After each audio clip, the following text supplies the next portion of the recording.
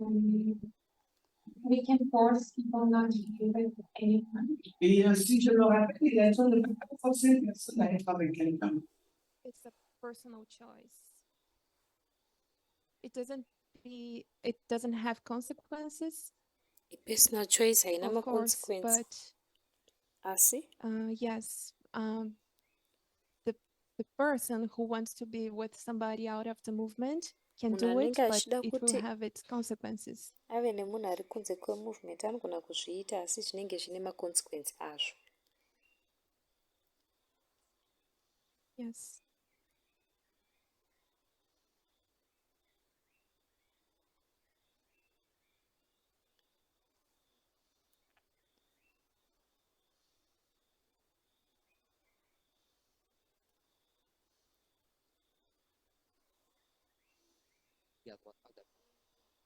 So the next question is for Katia. Mubvunzo unotevera ndewaKatia.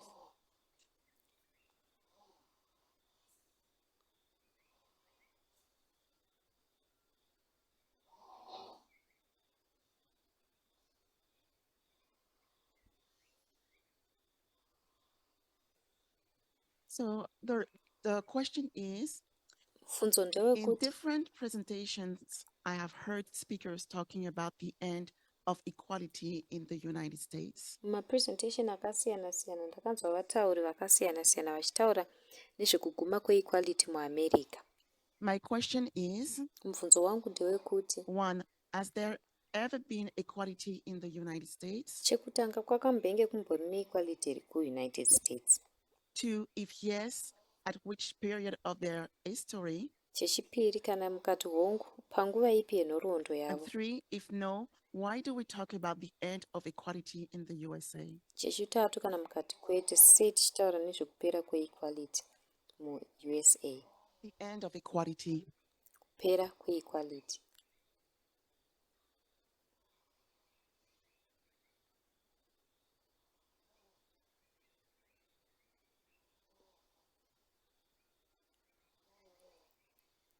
I know that we've not been through the rest of the chapters of Daniel. Ndoziva kuti hatina kuzotaura machapta mamwe ese anotevera aDaniel. But if we had time, Asi dei takanga tiine nguva, we would have gone to Daniel chapter 4. taizoenda kuna Daniel chapter 4. In Daniel chapter 4, we have Nebuchadnezzar who has a dream. Muna Daniel chapter 4 tina Nebuchadnezzar ane chiroto. And in his dream, he sees that big tree filling the earth. Muchiroto ichi anoona muti muhombe uchizadza nyika. And under this tree, there is fowls of the air, Pasi birds. pemuti uyu pane shiri dzemumhepo, Du ciel, of the head. Yeah. And there is also food for everyone.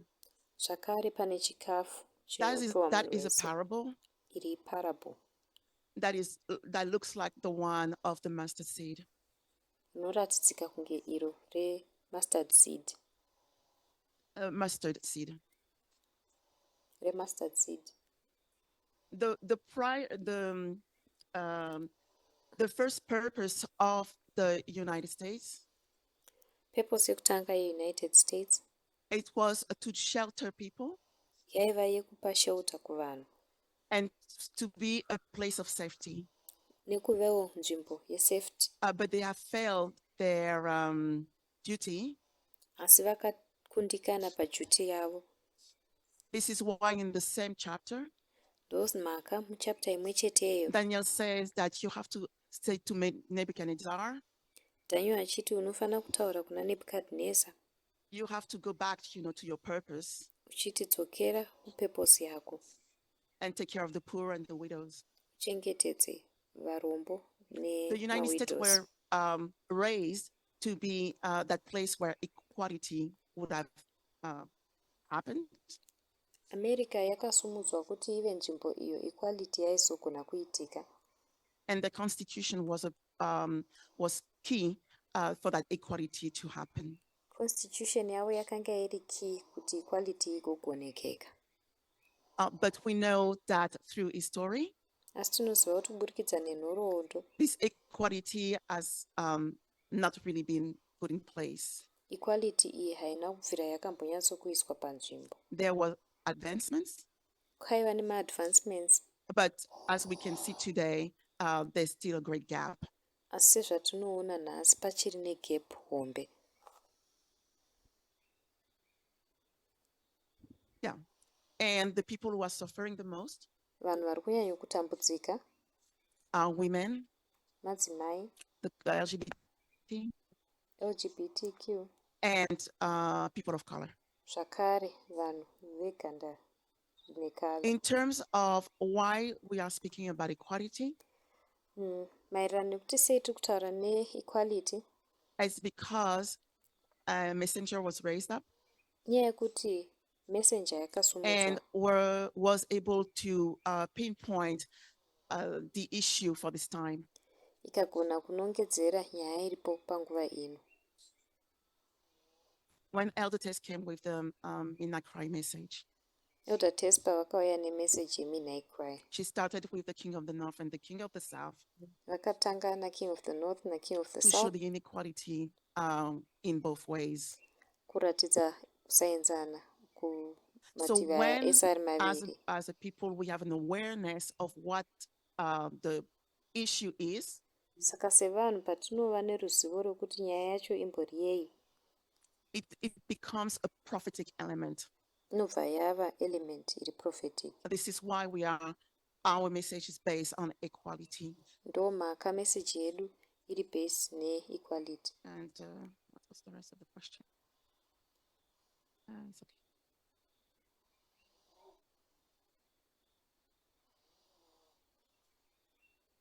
Yeah. And so it becomes a test for us today Saka inobva yava test kwatiri nhasi uno, because we can't say that we don't know. nekuti hatigoni kutaura kuti hatizivi. So equality we can't say that equality has existed really, Hatigoni kuti equality yakambovepo, but we can see a progression in the history of the United States. asi tinogona kuona progression munhoroondo yeUnited States. And now it's our turn Zvinezvi yava chidanho to chedu upheld this equality kusumudzira equality iyi and to understand the text. nekunzwisisa test. All right.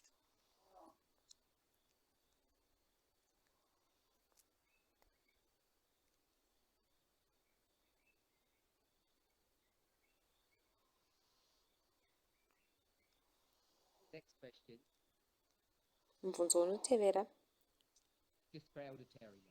ndewaElder Terry.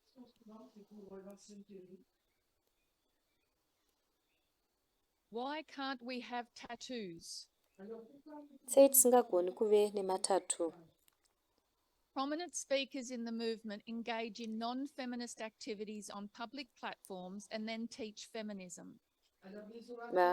Vanotaura vari prominent vemovement vanoengenja mumafeminist activities pamapublic platforms and vozodzidzisa A tattoo feminism. seems harmless compared to this. Matatu anoitwa kunge ari harmless tichifananidza neizvozvi. Health concerns about tattoos should be a personal choice, much like diet. Health concerns akaita kunge etatu anofanira kunge ari machoices ari personal sezvakaita kunge diet.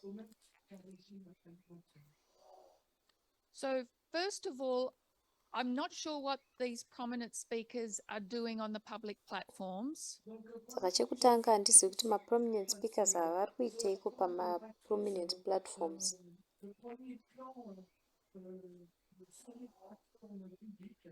So I'm not sure of the wisdom in comparing having a tattoo to whatever they're doing. Saka handizozivi kuti wisdom yekucompare kuve netattoo nezviri kuitwa nemaprominent speakers aya iri papi. But generally, it's a dangerous thing to compare members with members. Asi zviri general chinhu chiri dangerous kucompare member imwe neimwe member. God doesn't compare people with people. Mwari haakompei vanhu nevanhu. So yes, I think we should be careful in doing that. Ndofunga kuti tinofanira kunge tiri careful mukuita izvozvo. So the question of tattoos falls under baptismal vow number 18. Nyaya yematattoo iri pabaptismal vow number 18. And vow 18 has to do with the house in which we live. Vow 18 ine chekuita neimba iyo How we tinorarama dress, mairi. how we present this body. Tinopfeka sei, tinopresenta sei muviri uyu. This body who isn't who we are. Muviri uyu hausiriwo zvatiri. If we can compare our bodies to, say, our physical homes, Tichigona kukompeya miviri yedu kudzimba dzedu we want dzatinogara. our houses to look clean and tidy and welcoming. Toda kuti dzimba dzedu dzinge dziri clean, dziri tidy, dzichive welcoming. But the more important thing about our houses is the people inside them. Asi chakanyanya kukosha mudzimba dzedu vanhu vari mukati madzo. So the most important thing about us as persons is our personality, the people who we are inside this body. Saka chakanyanya kukosha pamunhu hwedu ndechekuti tiri vanani, munhu ari mukati memuviri uyu.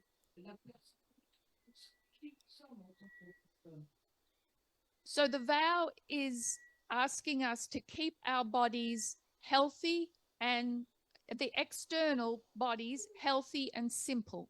Saka vow iri kutivhunza kuti tichengetedze external body yedu iri healthy, iri simple. So our dress, how we present this body, should be healthy and simple. Saka zvatinopfeka, zvatinopresenta muviri wedu uyu zvinofanira kunge zviri healthy, zviri simple. A dress that reflects the inner person, not the house in which we live.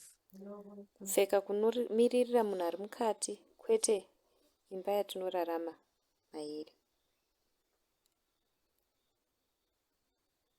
Want to attract people to what we believe. Toda kukwezva vanhu kune zvinhu zvatinotenda mazviri. So then are tattoos healthy and simple? Saka matattoos ari healthy here uye ari simple here.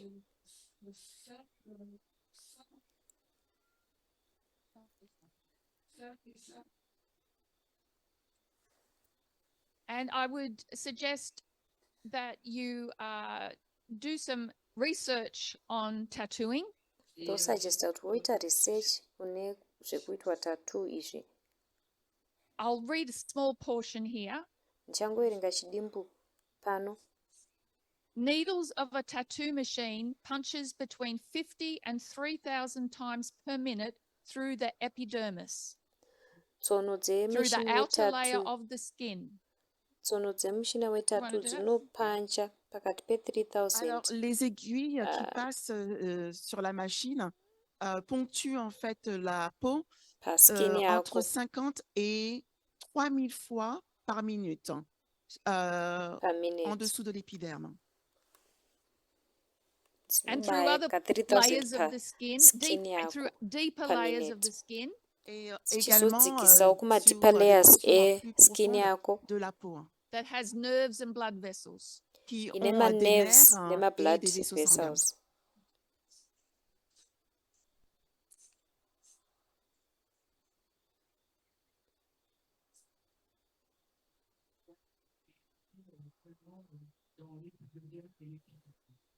Every time the needle penetrates, it causes a wound that alerts the body immune system to begin an inflammatory process. Nguva dzese tsono painobaya inotanga chironda chinokonzeresa kuzvimba nezvironda. Body yodawo kutotangawo healing process. So it's an injury. Saka kutokuvara It causes inflammation, zvinokuwanzeresa kuzvimba. and it will continue to work your immune system while you have that tattoo. Paunenge uine tattoo iro rinoramba richingoshanda paimmune system yako. The reasons tattoos fade over time is because of your immune system. Maka matattoo achizofedha nguva painoenderera mberi inyaya yeimmune system yako. So I think a thoroughly research on that topic will show that it's not a healthy procedure. ukadzorisecha zviri thara panyaya iyoyo unoona kuti haisi procedure ine utano. And so while the vow doesn't explicitly list tattoos, Saka apo vhau risingazotaura haro matattoo zviri pachena, I think it falls under the category of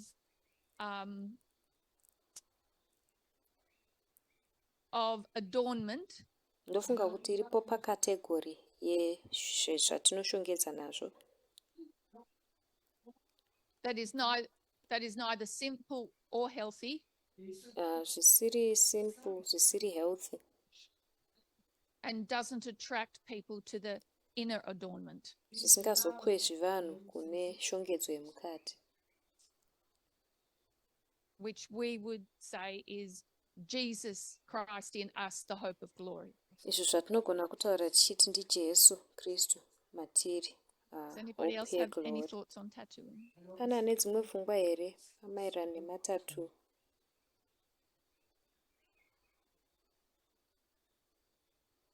Thank you. Neta basa. So the next question is for Elena. Mubvunzo unotevera ndewa Elena.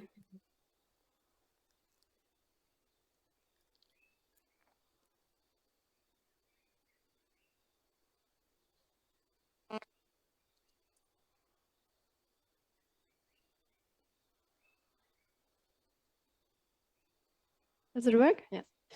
If the USA is being judged for its sins, why is it judged twice for the same sin Kana at USA Sunday iri law and kutongwa close of probation? pazvitema zvayo Unless there are ichitongwa two kaviri different things it is being paSunday judged law for. nepacross of probation, kunze kwekuti zviri zvinhu zviviri zvairi kutongerwa maererano nazvo. Kana USA iri kujajwa pazvitema zvayo seiri kujajwa kaviri paSunday law nepaclose of probation, kunze kwekuti zviri zvinhu zviviri zvakasiyana zvairi kutongerwa. So I think at close of probation, Ndofunga kuti pakuvharwa kwemutsa the whole world is judged. nyika yese inotongwa. Between Sunday law and close of probation, Pakati peSunday law neclose of probation, every individual can agree with the loud cry or reject it. munhu wese anogona kutenderana nekuchema kukuru kana kuti anogona kurambirana nako. They will get the mark of the beast or the seal of God. Vanowana mark of the beast kana kuti seal yaMwari. So judgment at close of probation is not necessarily only for the USA, but for the whole world. Saka judgment paclose of probation haisi chete yeUSA but ndeyenyika yese. And judgment for the institution is seen at the Sunday law. Judgment yeinstitution inoonekwa paSunday law.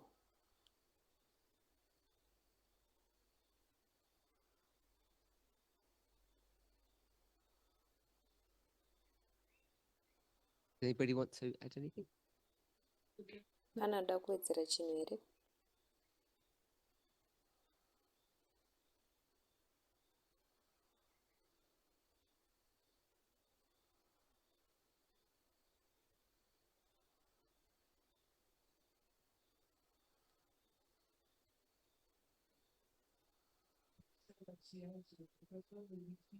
It is a mark of the beast of the seal of God.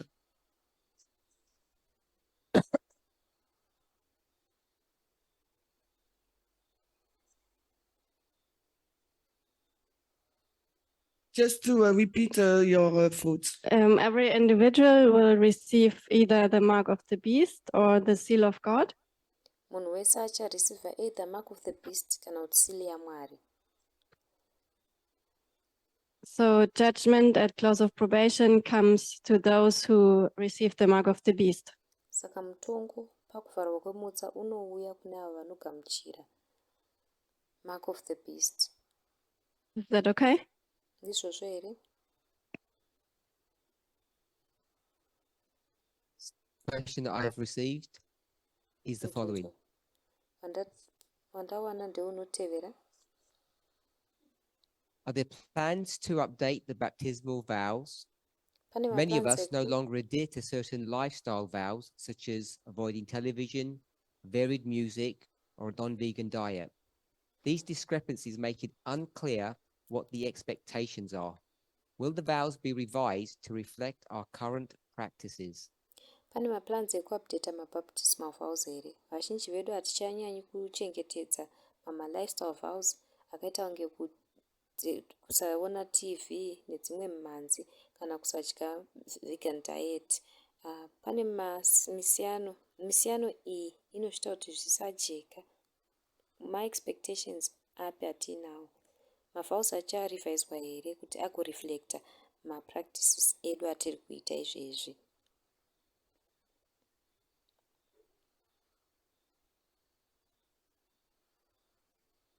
So there are multiple questions here.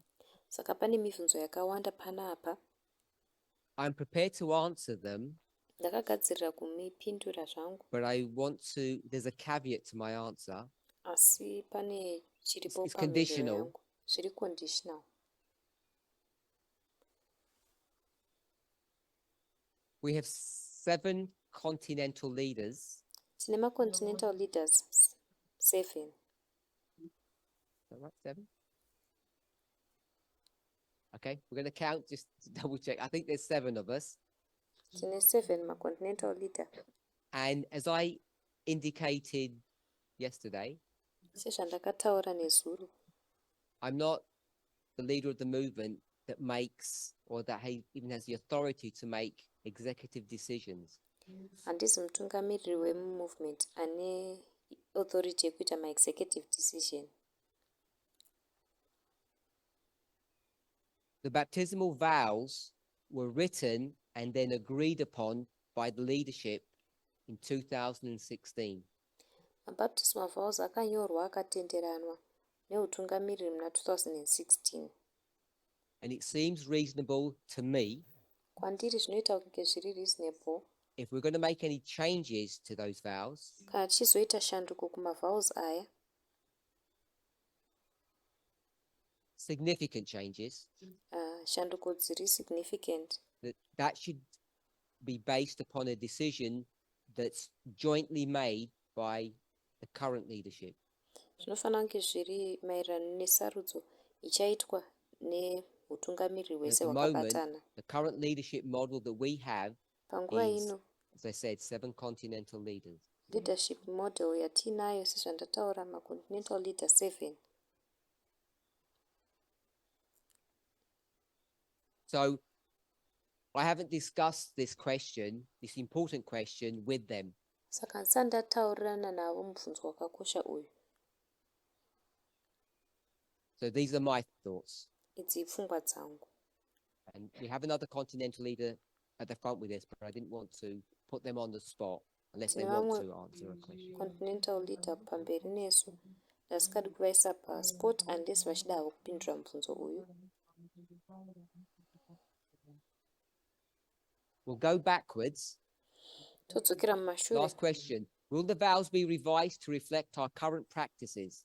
Totanga nekwekupedzisira mavows aripo acharevhiswa here kureflecta mapractices edu atiri kuita izvezvi. My answer Mhinduro yangu is no. ndeyekuti They will kwete. not be changed to reflect your current practices. Haasi kuzoshandurwa kuti reflecte mapractices enyu amuri kuita izvezvi. Question 1. Mubvunzo wekutanga, Are there plans to update the baptismal vows? pane maplan here ekuupdata mabaptismal vows? Yes, there are. Hongu aripo. But it's a slow process. Asi iprocess iri kuitika And zvishoma I just nezvishoma. apologize for that. Tine urombo nazvo. At a very simple level, Palevel iri simple, there are 3 changes that need to be made pane shanduko 3 dzinofanira kuitwa or addressed, or Kana 3 issues that kuaddresswa. need to be addressed. kana maissues 3 anofanira kuadreswa. 1 are doctrinal Chekutanga. issues. Maissues edoctrine. For instance, recently I think I did a presentation on vowel 24, maybe 21. semenzanso manje ndakaita presentation pavhawel 24 pamwe 21. It's the vowel that relates to 9/11. Ivhawel ine chekuita kana ine ukama ne9/11. And the study indicated that there needs to be some kind of change. Chidzidzo ichi chairatidza kuti pane shanduko inofanira kuitwa ipapo. But that study didn't define doctrine. Asi chidzidzo ichi chaisadefina doctrine. So there are various doctrinal changes that need to happen. Saka pane madoctrinal changes akawanda anofanira kuitika. One of them, I would expect to have an additional vowel that states explicitly the issue of equality. Inini chimwe chacho ndechekuti ndingatarisira kuti pange paine vhawel rinowedzera rinochekuita neequality. Number 2. Number 2. The issue of gender. Nyaya yegender. The existing vowels Kumavhawels aripo in its language mukutaurwa kwayo is heavily influenced by inspiration.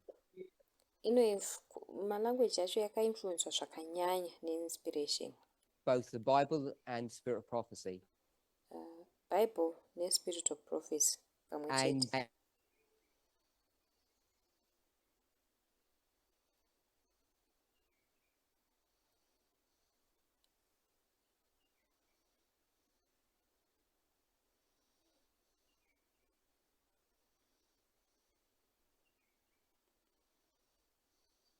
pense que les deux doivent être inscrits de genre. you might think that that's a relatively straightforward thing to do. Unogona kufunga kuti chinhu chiri straightforward kuita, But it's not. asi hachizi. And without explaining the intricacies of why it isn't, Tisina kutsanangura hedu maintricacies ekuti nemhaka yei zvisina kudaro. that's why a new gender neutral version has not been officially done. Ndo mhaka gender neutral version isina kuitwa zviri official. Questions you can see, Pane mibvunzo yakawanda sezvatinoona. and I think there's two, and then there's a little bit of context in the middle. Panozoita context yakaiswa pakati, That's going to relate to point 3, ichaita ukama nepoint yechitatu. and hopefully it's going to help to answer the last question where I said no. Ndovimba kuti ichabetsera kupindura mubvunzo wekupedzisira wandati kwete. Many of us no longer adhere to the lifestyle issues or lifestyle vows that are Vazhinji in vedu baptismal vows. hatichengetedzi malifestyle vows arimo mumabaptismal vows. So I'm going to call number 3 reforms. Saka number 3 ndichaidaidza ndichiti mareforms. So the inference would be from this question, Saka zvirikuda kurehwa nemubvunzo uyu zvinenge zviri zvekuti your individual practices nemhaka yekuti zvauri kupractice iwewe uri no muindividual longer adhere to what the vows state, hazvichawirirani nezviri kutaurwa nemavhows. should we or would it not be prudent to Zvinenge zvisina change the vows to kunaka reflect here our practices? kushandura mavhows kuti areflecte mapractices atiri kuita. And you can see the context is dealing with the reform vow. Unoona kuti context iri kunyanya kurerekera pamavhows ereform. They're tucked right in the middle and there's 4 of them. Zviri pakati pe So 4 awo mavhows those aya. 4 reform vows were not put in, were Mareform not vows aya added ari 4 originally. akanga asina kuiswa N'ont pekutanga. pas été rajoutés l'oblige to reflect your individual life practices. pour refléter de Reflect. pratiques de vie individuelle. Views They were against or a synopsis from seems seems to me ce qui me semble to be a standard or an expectation that God has laid before you. aiva mufananidzo yestandard iyo Mwari akawaridzira iwewe. And if you believe that you don't want to adhere to those rules, Iwewe unotenda kuti haudi kuchengetedza mavhiyuzi wayo, then it seems to me that's a question between you and God. alors il me semble que c'est une question à traiter entre vous et Dieu. So I think I've answered that question. Je pense avoir répondu kupindura à cette mubvunzo question. iwoyo.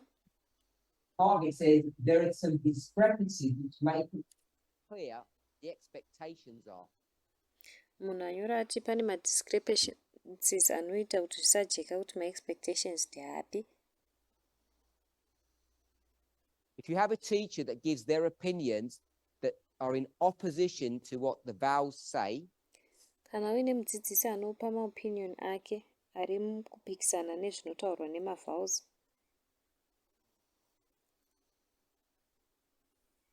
it would be unclear.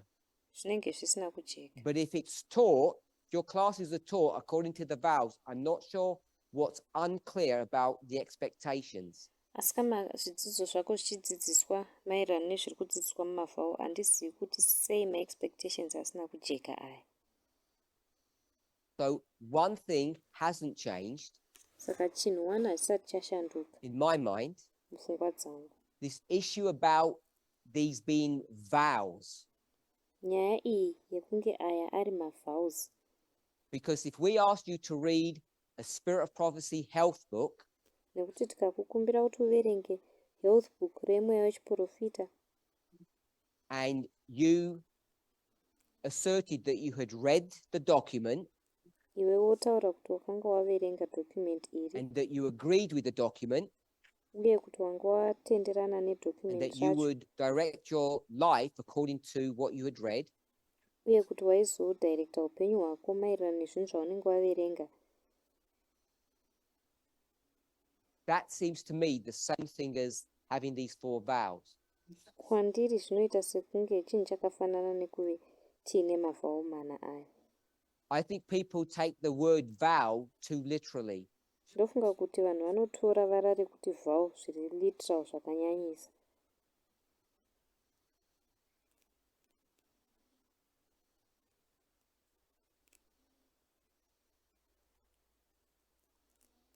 What has changed, because something has changed, Chakachinja nekuti pane chinhu chakashanduka. the rules have not changed. Marules acho haana The kushanduka, standards haven't changed mastandards haana kuchinja, because they were taken straight out of inspiration. nekuti akatorwa straight kubva muinspiration. What has changed is our relationship to those councils or rules or regulations.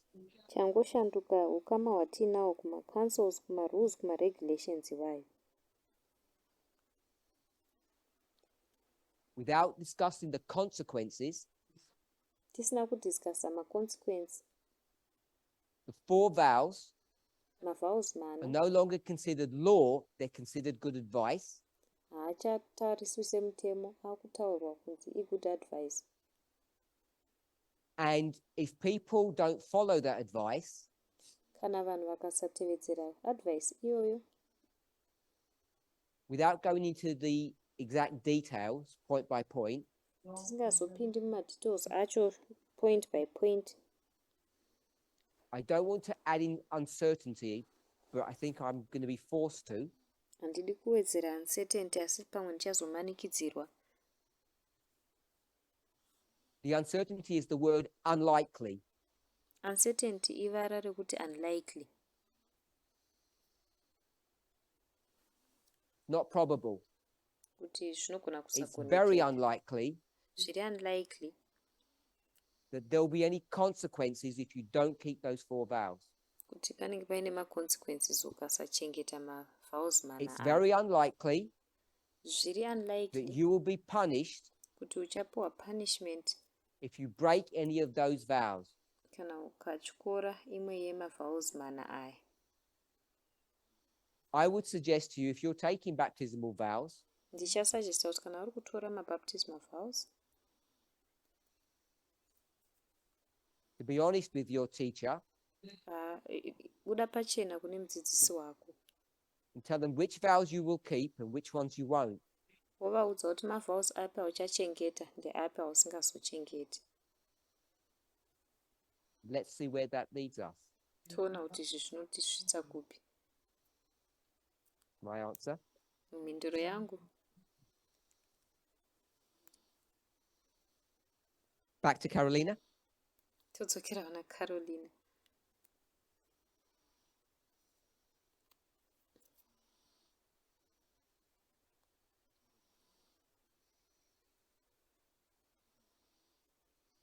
Yeah, the question is, in 2019, there was a strong call. There was a strong call for equality and women's rights. Muna 2019 paiva nestrong call ye-equality nema-rights emadzimai, emphasizing pence as a symbol of equality. vachisimbisa mapence sesymbol yekuenzana. Now it seems pence are optional with women, Izvezvi zvakuita sekunge mapence ari optional kumadzimai, including leaders wearing bikinis and short dresses, for example.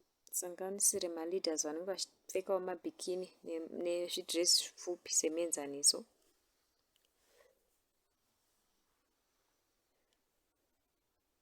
Should we focus on upholding equality in our values, Tinofanira kufokasa here pakuupholda equality mumavalues edu rather than a specific clothing choices?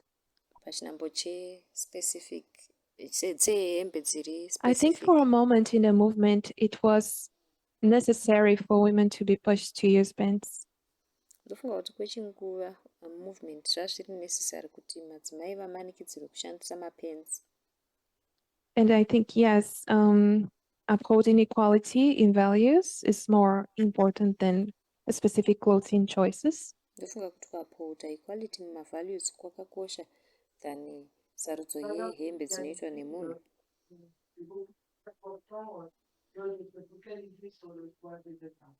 Because as adults, we should have the honesty to follow the principles of equality.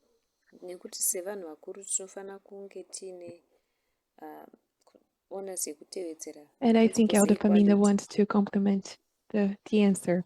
Ndofunga kuti Elder Pamina vanoda kucomplimenta mhinduro iyoyo.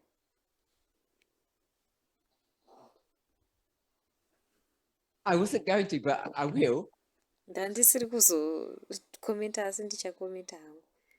Maybe if someone's willing to put their hand up, Kana paine ada kusumudza ruoko rwake. since last few years, Kubva makore mashoma apfuura. since 2021, Kubva 2021. has any of you Pane umwe wenyu here been questioned by leadership, akambobvunzurudzwa nemutungamiriri, not a fellow member, kwete neimwe member, by someone in a leadership position regarding what you dress, also Maererano- what you're wearing? maererano nemutungamiriri kuti wakapfeka chii? Put your hand up if someone in leadership position has critiqued what you wear since the last 4 years. Sumudzai maoko kana paine munhu ari mutungamiriri akakubvunzurudzai kuti One unopfekerei person. izvi. Kumakore And mana apfuura. Hanzi They're munhu not 1. one person out of 120 people. Munhu 1 pavanhu 120. I asked that question Mubvunzo uyu ndinoubvunza because it seems to me nekuti kwandiri zvinoita sekunge that we are doing what the questioner has said that or inferred that we should be doing. zvinoita sekunge tiri kutoita zvanzi namunhu abvunza tiri kufanira kunge tichiita.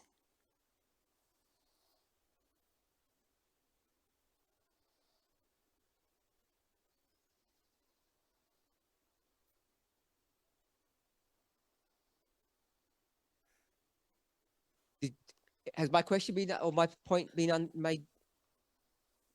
Since 2021, the last 4 years, Kubva 2021 makore 4 apfuura. have any of you Pane mumwe wenyu here been questioned or criticized about what you wear akambobvunzurudzwa kana kukritisizwa maererano nezvinhu zvaunopfeka by someone in a leadership position? nemunhu ari mupozisheni yeutungamiriri?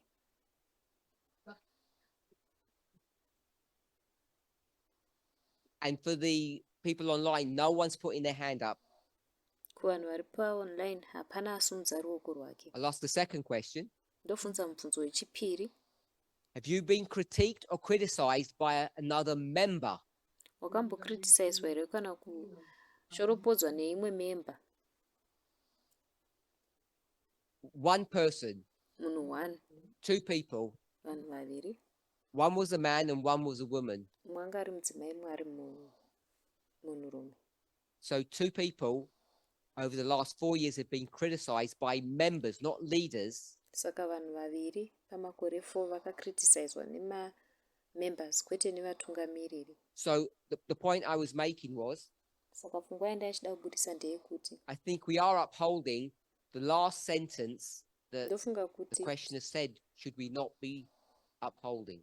tikuupholda sentence yekupedzisira iyo munhu anga achibvunza anga achiti hatifaniri kunge tichiupholda.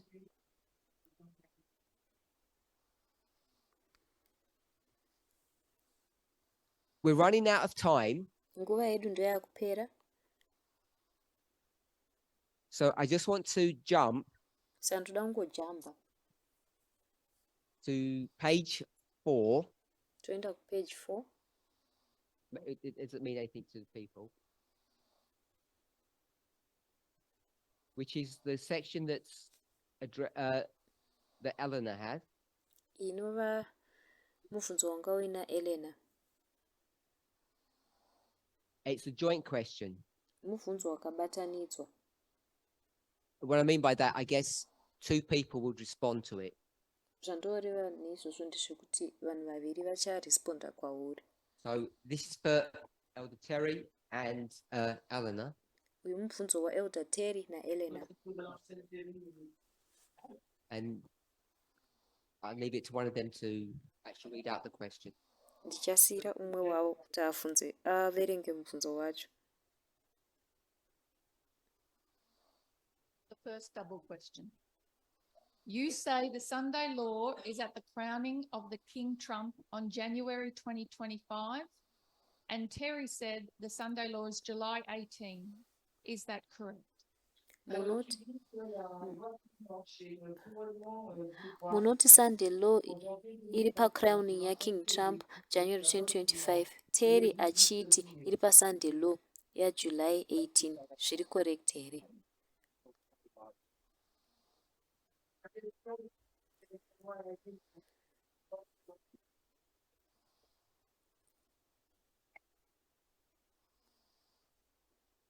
I'm not yet fixed on my opinion what exactly is the Sunday law.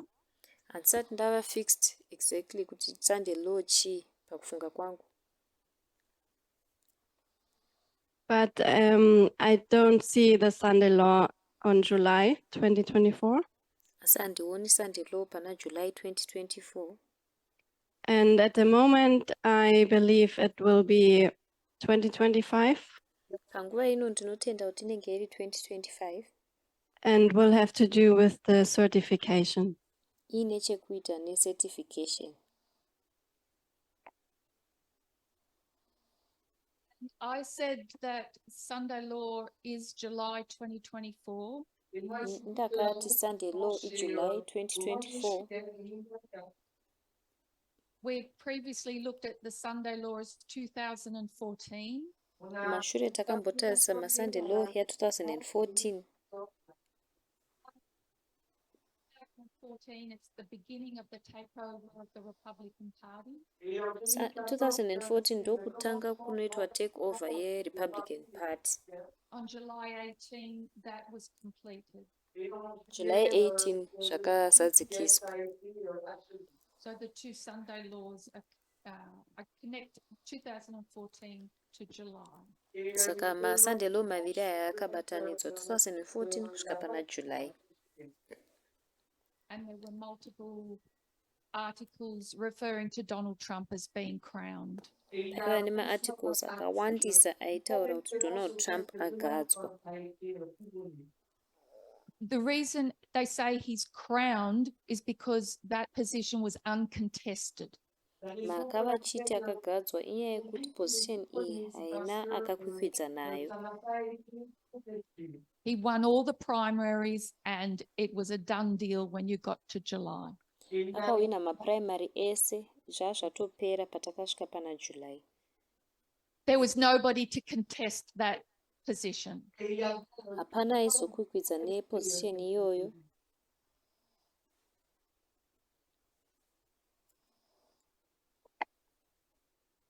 I would argue that he was crowned by his party. Ndichaita argue yekuti akagadzwa nepati yake. Which is half of the country. Inova hafu yenyika. But not yet by the whole country. Asi anenge asati agadzwa nenyika yese.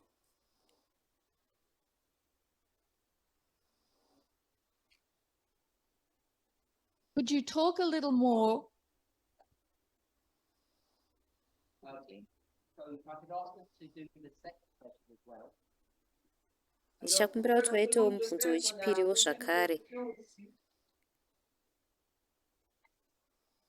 Could you talk a little more about what you would identify as formalization exeter in this dispensation, 2021 to Sunday law? Munogona kutaurawo here zvakati maererano nezvamunoidentifya pakati pa2021 nesunday law kuti exeter inenge iri chii. So the question is, which dispensation are we in? Bvunzo ndeyekuti tiri mudispensation ripi? Are we in the dispensation of 2021 to Sunday law? Tiri mudispensation ra2021 kusvika Sunday law here? Or are we in the dispensation of Sunday law to the close of probation? Kana kuti tiri mudispensation resunday law kusvika kuvharwa kwemutsa. So taking the question at face value, tichingotora mubvunzo paface value and looking at the formalization of 2021 to Sunday law, tichizotarisa formalization ya2021 kusvika Sunday law,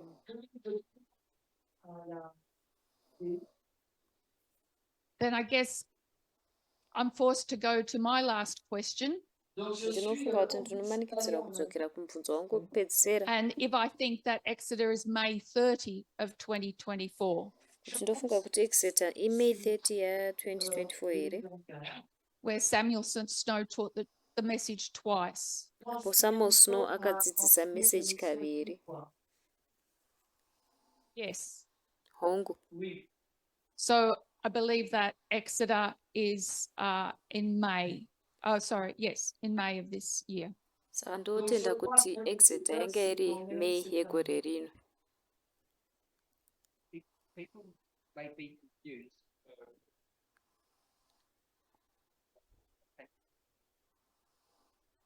People may be confused of what Elder Terry just said. Vanhu vanogona kunge vaine confusion kuti Elder Terry vabva kutaura kuti kudii. This was the last question that was for Elder Terry. Uyu ndiwo wanga uri mubvunzo wekupedzisira waElder Terry. It said, Elder Terry, do you think that Exeter is May 30?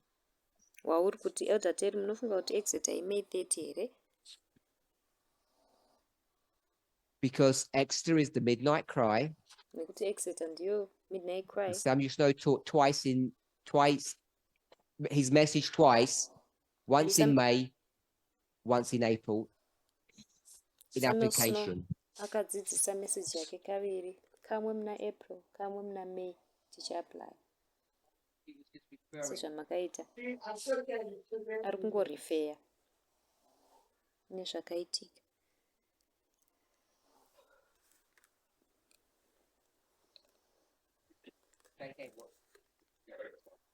So my position is that we are not in the dispensation of 2021 to Sunday law. Position yangu ndeyekuti We are hatisiri not in that mudispensation dispensation anymore. ya2021 kusvikira Sunday law hatisiri mudispensation iroro. But the formalization of that dispensation Asi formalization yedispensation iroro was May 30. yanga iri May 30.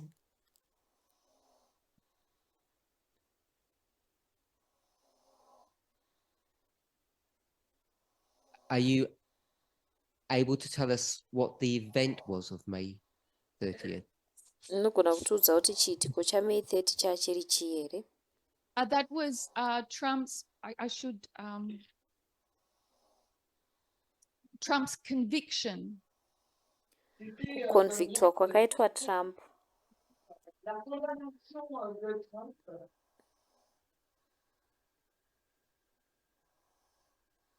Trump was found guilty in the New York trial.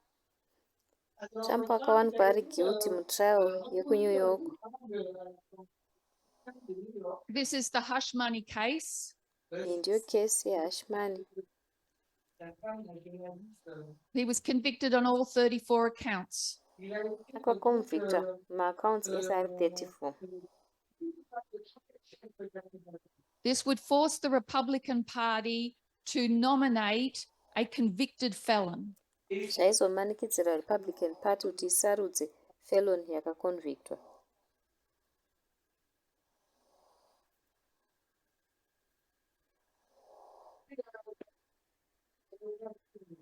That hush money case has to do with election interference. Iyi case yehush money ine chekuita neinterference yema-elections.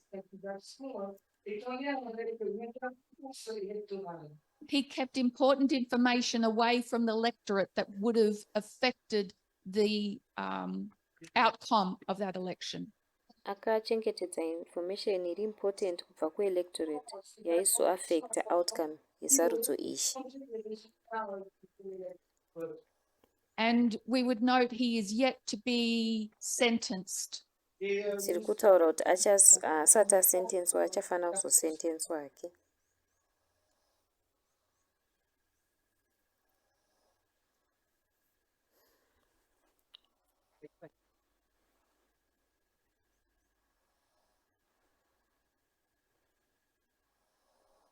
So regarding Exeter and the dispensation between 2021 and the Sunday law, Maererano neExeter nedispensation iri pakati pa2021 neSunday law.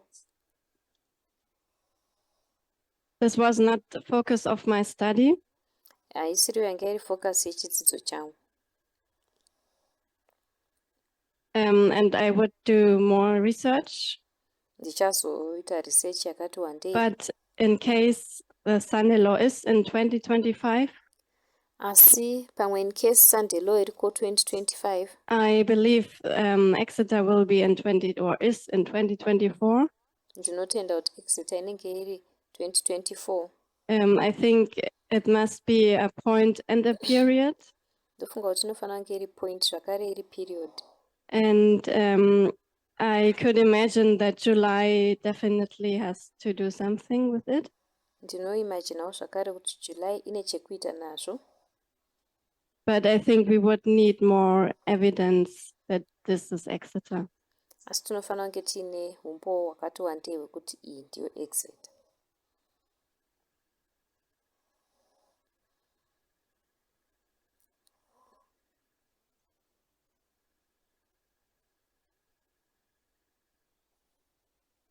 You've all checked your watches. You'll know that Sabbath is just upon us. Matarisa mawachi enyu munoziva kuti Sabata rasvika.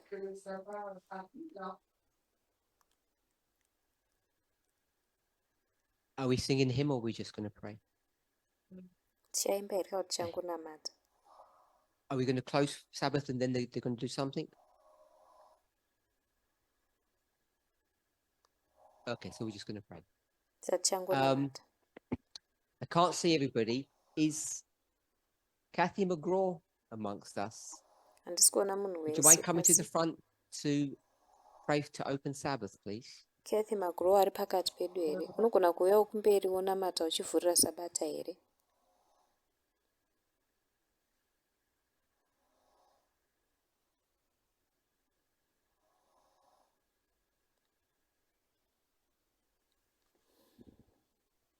I'm in prayer. Ngatifugamei mumunamato.